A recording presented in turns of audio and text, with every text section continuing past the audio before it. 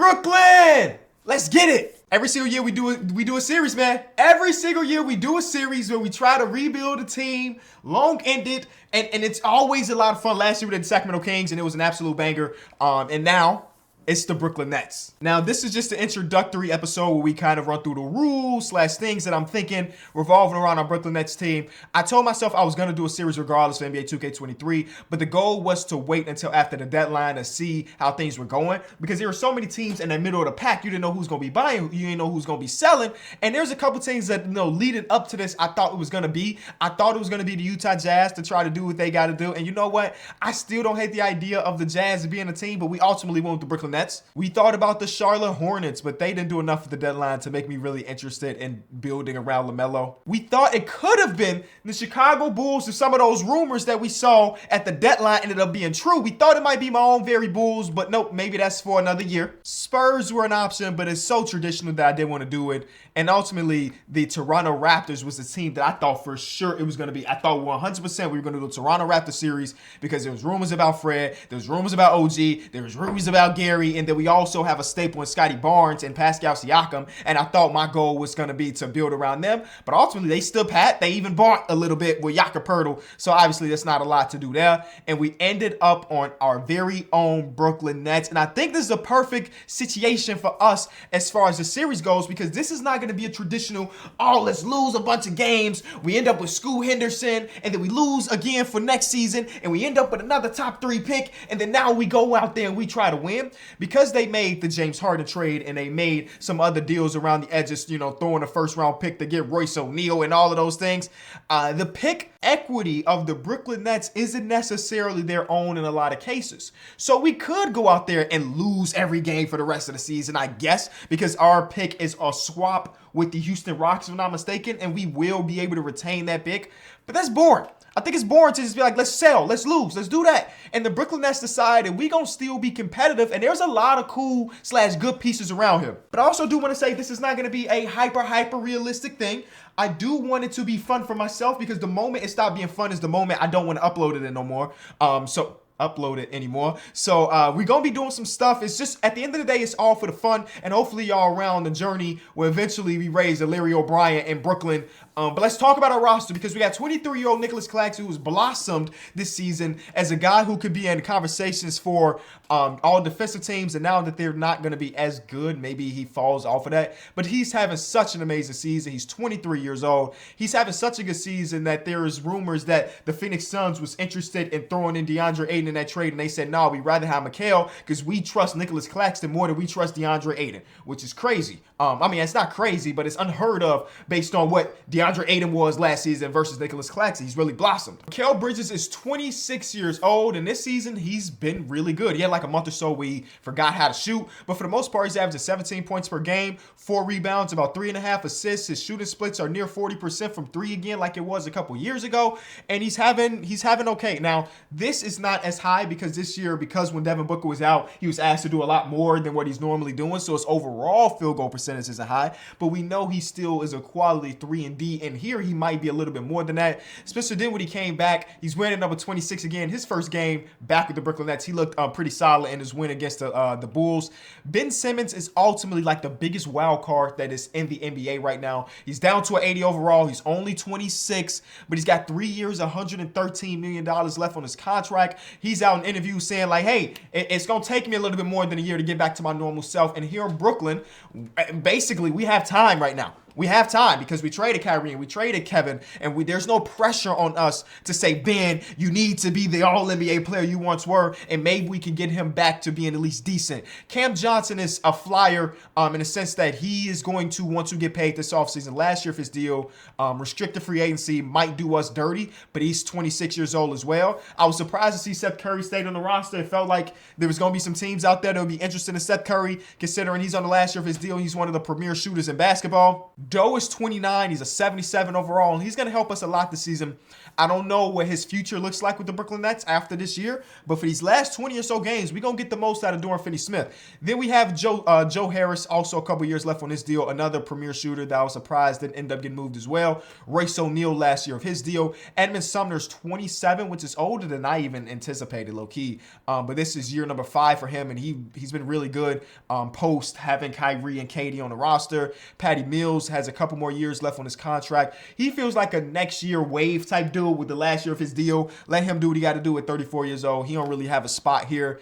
Cam Thomas is the guy that we're going to be spending a lot of the last 20-ish games to figure out exactly what his ceiling is as an NBA player. He's only 21 years old. He's only got 1 badge. And we saw that, I mean, to say he's still averaging 8 points per game, but you know what that game log looked like. He's had 3 back-to-back 40 pieces. And then last night against the Bulls, I think he struggled from shooting, but that's what happens when you're 21 years old. Yuta, the shooter, 28 years old. I'm a little bit afraid that we're going to lose Yuta in free agency because he's such a quality role player, but we're going to see. Day'Ron Sharpe, David Duke Jr., and Drew Smith round out the roster. So my goal for this season is to ruin as many hopes and dreams of other teams as possible. We are 33-22. We got a decent leg up on the rest of the competition as the 5 seed. In order for us to miss completely, I mean, we'd have to drop to well below 500 for that, and I just don't know. We're going to do a balance of simulating and playing games on this channel because I do like getting some gameplay with this with series like this. So we'll see how nice people are with the sticks and how good they are through simulation. But I think there's a world where we're still in the hunt. Now, I don't know if we're going to be in the hunt to secure a top 6 spot. It's going to be rough without KD and Kyrie doing that, considering our offense might end up being a little bit stagnant at points. But the goal is not to end up 11 through 15. The goal is to stay here, get to the play-in at minimum, and just ruin some days.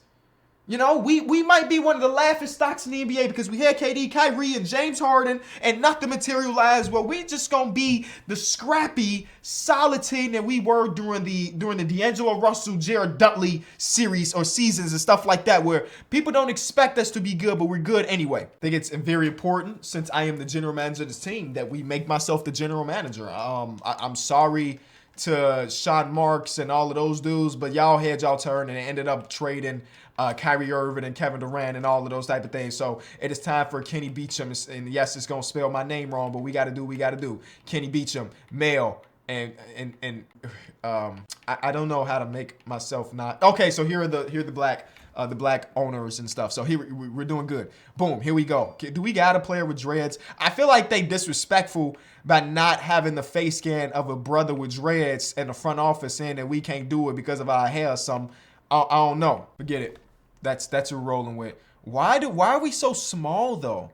I mean, yeah, I'm small in real life, but bro look like he 4'4" and chunky with it though. I don't know, gang. I don't know why they got bro looking like that. But Kenny Beecham is now the general manager. Cool. So with our salary cap breakdown, of course, Ben Simmons is the biggest contract, and he's got 3 years left, or 2.5 years left, which is at one point he's going to be making $40 million. Shout out to him for the big finesse.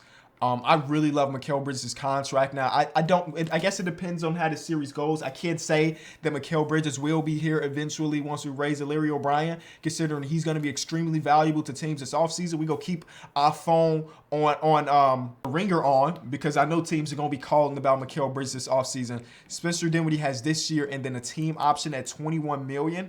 And with that option, I'm being honest with you, we'll probably accept it, even if that means flipping him to another team eventually. Joe Harris, I feel like he's a guy that we either, depending on what his progression looks like, we might flip him come offseason. Dorian Finney-Smith's contract is so nice. But again, he's going to be a player that teams are calling for. Royce O'Neal has a team option too. So we actually have some cap flexibility, which is super fun.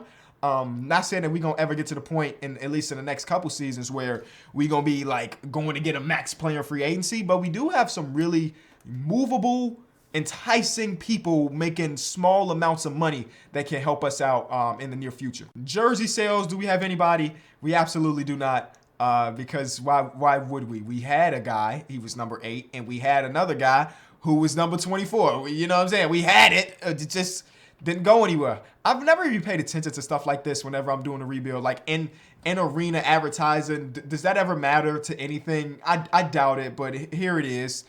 Can we raise the price of everything? We're already in Brooklyn. It's already expensive. And ultimately, we got to figure out what our starting lineup looks like this season. Cam has to be a part of it a decent amount. Again, I'm not married to Seth Curry for the rest of the season. I know he's a good player. But at some point, we do have to let the younger dude play, and that's having Cam do that. I mean, they got a lot of people playing about 20 minutes. We'll probably mess around with this. This is the good problem about having so many people that are worth getting minutes, that you don't exactly know exactly what the rotation looks like. And it's going to be fluid throughout the course of the season, but I do want Cam starting nonetheless. Defensively, we should be good a lot of this season. They got Ben Simmons now as a power forward center. I'm going to make Ben Simmons a power forward point guard. I think he's going to play backup PG for us. Evan Sumner, I know he's been solid in real life since the trade, but I just think we should prioritize getting Ben Simmons back in his own groove. So he's going to be playing some backup point guard minutes when Spencer Dinwiddie or Cam is not on the floor. And then, I mean, we have lineups where Ben Simmons can have shooters around him and stuff. So there's a lot of possibilities of ways we can do it. And when I play these type of series, I mess around with the rotation timeline, bro. I don't play. We're not about to do mass platoon substitutions because that's not realistic. And I want it to be realistic. So I don't know if we do that as of right now, but by the next episode, we'll have something drawn out for our rotations. The rest of the seasons, we see Philly. That'll be next episode. We'll play our first game with Philly.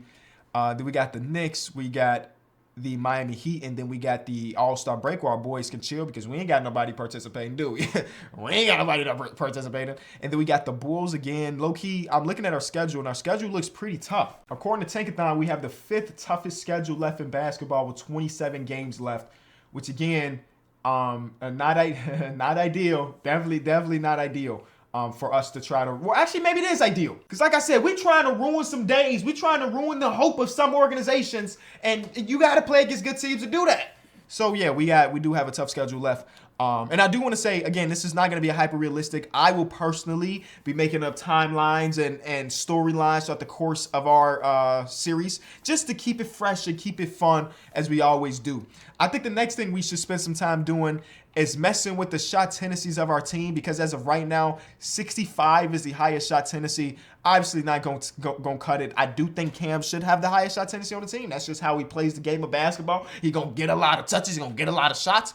But I do want guys like Mikal Bridges, who in simulation would average 8 points per game if you allow him, to get more touches, because that's what his role will be on this roster. I want Nicholas Claxton to be more involved. I want, Spencer Dinwiddie to have his shot tendency a little bit higher. So I'm going to fluctuate with these just a little bit, and I'll be right back. Nicholas Claxton is a dude in simulation that always gets upset with his touches and stuff. So I might juice Nicholas Claxton just a little bit so we can keep him happy around here. Because right now, him being 23 years old and one of the better centers in basketball, I think it is extremely important for us to keep him happy. All right, so we messed around and put Cam up to an 85, and I went around the league to figure out what that means. That means he'll be getting more shot attempts than Paolo Banchero, and he will be getting around the shot attempts with Julius Randle. But on our team, I think I'm okay with that. And mostly this is all through simulation, because when we're playing with them on the roster, I'm going to get the shot attempts that I want.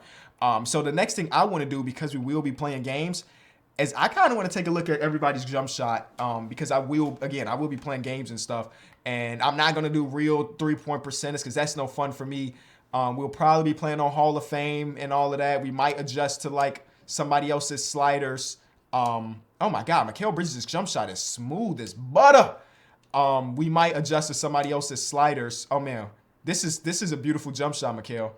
This is a beautiful jump shot, my boy. Wow, we ain't missed a shot yet, man. Yeah, I mean, I don't know what difficulty the shooting range is in. All-Star. Let's put it on Hall of Fame and see if it gets better or worse. Oh yeah. Mikal, if we could just get him open looks, Mikal gonna average 25 when we play in these actual games. There's a first miss. So I like his jump shot. That's beautiful. All right, one miss throughout the entire shoot around. I don't expect Dinwiddie's shot to be nice. Yeah, it's gonna take me a little while to get used to that. Yep, it's gonna take me a little minute. Oh, because he does. There it is. Okay. Yeah, I'm gonna change my shot meter too. I'm on my alt account, and then the shot meter, I don't even know how to change it, but it's gotta get changed because this is not the shot meter I'm used to. Give me the traditional meter, bro. Give me the traditional meter, not this teardroppy meter. And yeah, it's going to take some time to get used to Spencer Dinwiddie for sure, because he does have like that second little hiccup in his jumper, and it is a little bounce backy. But again, once we get to playing games, it's going to be better.